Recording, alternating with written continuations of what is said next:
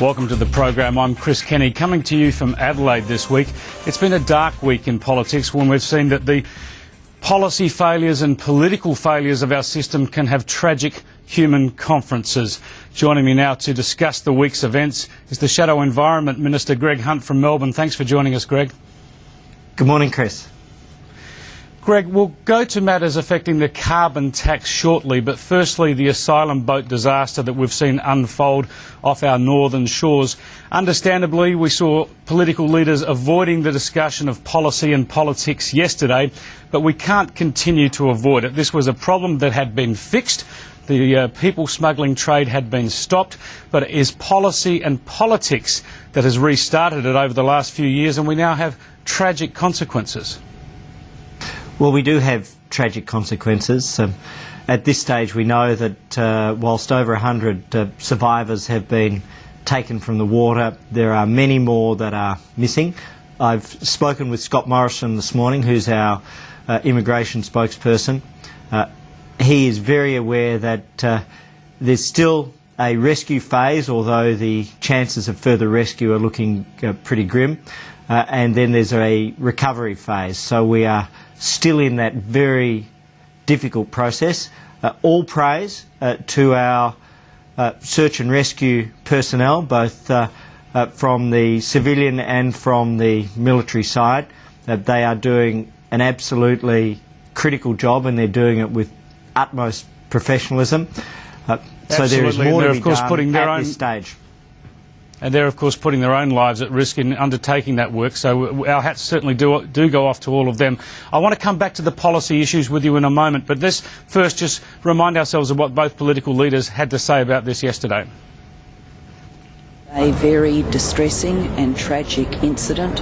We don't know the full details yet, but clearly we have lost a number of lives in a very dangerous journey from Indonesia to Australia. This is a very tragic situation. It's not a day for politics. It's a day to offer sympathy to those who have gone through this terrible ordeal and support and encouragement for the rescue effort. Greg Hunt, we had a strong border protection regime, a controversial one that worked. The Labor government was warned not to unwind it. We've now seen the trade build up again. This is not the first tragedy we've seen, but the government has changed its mind. It has decided it needs to look at offshore processing, and it's put up the Malaysia solution. Shouldn't the opposition give the government the legislative tools it needs to try to stop this problem through the Malaysia solution? Well, obviously the history of debate around this area is well known, and the history of the two policies. There has been a terrible tragedy, and I am respectfully reluctant to go beyond that at this point in time. The reason is very simple, that this is a moment when we have military personnel, we have civilian personnel, they are out on the water or in the air. They're in the process of trying to see if there's anybody else that can be saved, or other than that, if there are lost souls that can be recovered. So I understand the question, but I will respectfully wait on that issue. We have seen previous tragedies. We've seen the tragedy at Christmas Island. We've seen other boats sink off Indonesia. We've seen a boat explode off Darwin. There have been many, many warnings that we need to take action here. Your own colleague, Liberal MP Mal Washer, is now saying perhaps the opposition should at least give the government a chance to fix this. Well, we have warned of tragedies. We warned of tragedies, obviously, before the policy was changed. We've warned of tragedies since the policy was changed, and my own view is that the current arrangements will continue to lead to a significant flow of people and potentially further tragedies, but I don't believe, respectfully, that today is the day for myself to try to preempt the policy discussions which will occur in coming days. Well, I won't push you any further on that, though, out of respect for what's going on, but I think the people around Australia are being very, very frustrated with our political leaders not being able to actually come together and find some sort of solution, to at least attempt to stop what's going on here, because, as you said, there there have been warnings of tragedies and repeated tragedies. I want to go back onto your portfolio issues now, and it's only just over a week away now that we'll see the carbon tax introduced. And you've put together quite a detailed list of the various bureaucracies that are going to be woven together to support this carbon tax. And I think we've got a graphic of your work that we can put up on screen now. It shows a very, very vast web of government agencies and bureaucracies that are underpinning the whole carbon tax.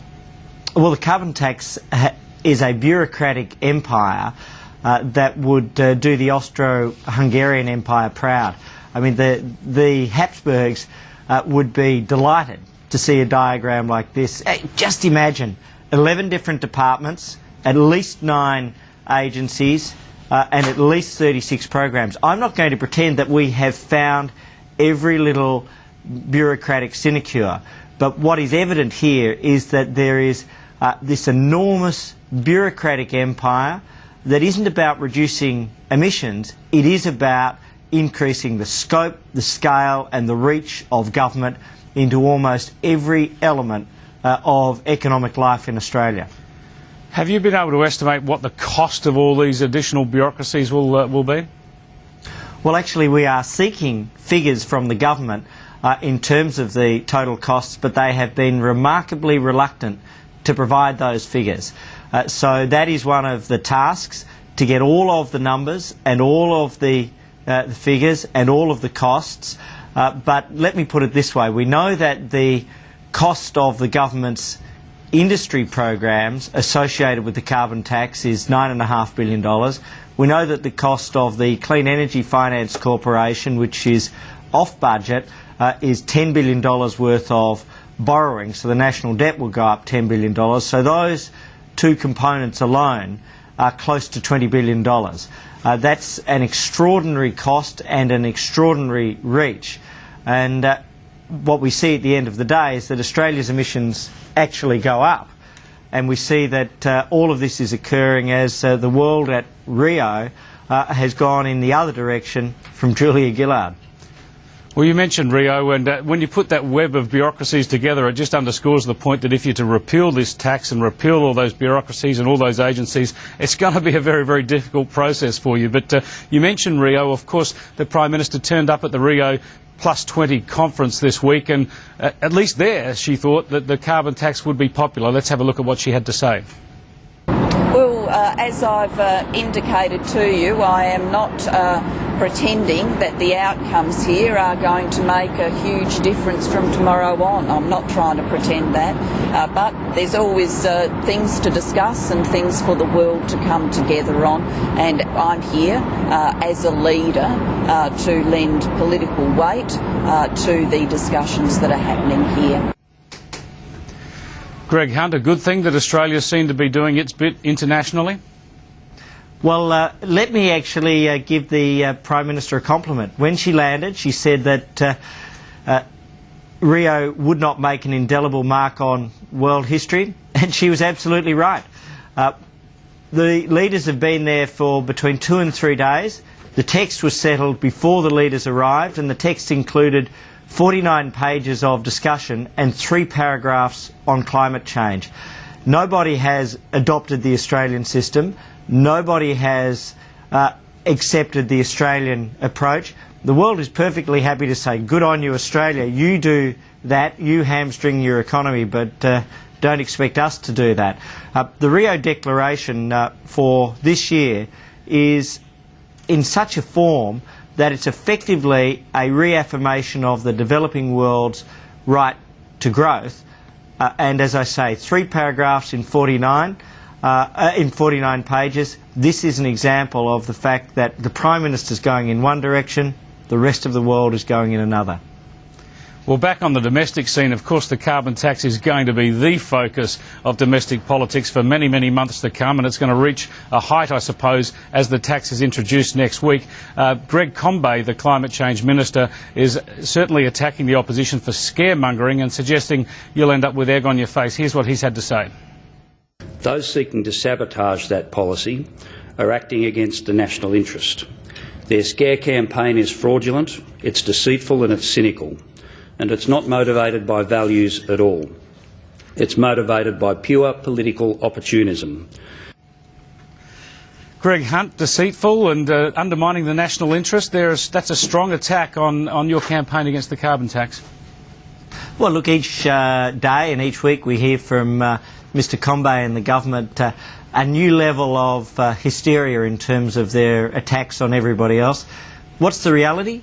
On day one in New South Wales, electricity prices will go up by 18%. The carbon tax will be at least half of that in the vast majority of cases, and up to 85% of that rise in the case of integral energy. In Western Australia, 72% of the electricity price rises on day one will be because of the carbon tax. In the ACT, 79% of the price rises will be because of the carbon tax. So right around Australia, people are going to have electricity price rises on day one, and that will flow through to a big impact on people's bills, on manufacturing, on small business operations, and then ultimately it will flow through to investment decisions.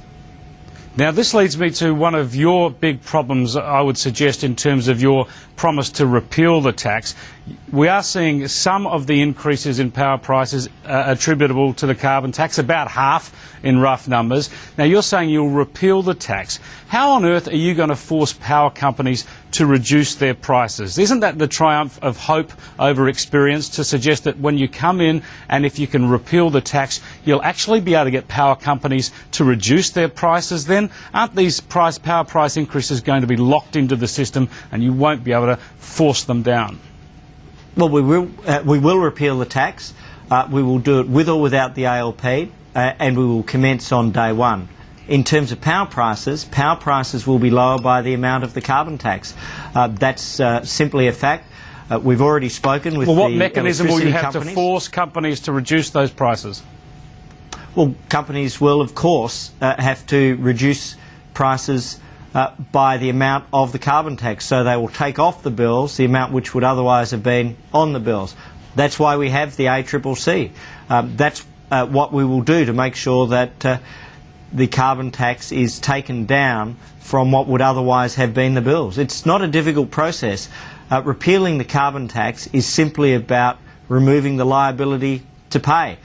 Now, there is a test for the Prime Minister here, and that is she committing her party to ignore the will of the Australian people on what will absolutely be a referendum on the carbon tax? Is she saying that for a second election in a row, we will thumb our nose at the Australian people, we will say that no matter what the outcome of the election, we'll ignore you? That's not exactly an approach to a democratic mandate. All right, Greg Hunt, thanks very much for your time today. That's Shadow Environment Minister Greg Pleasure. Hunt from Melbourne. We'll be back after this break with our political panel.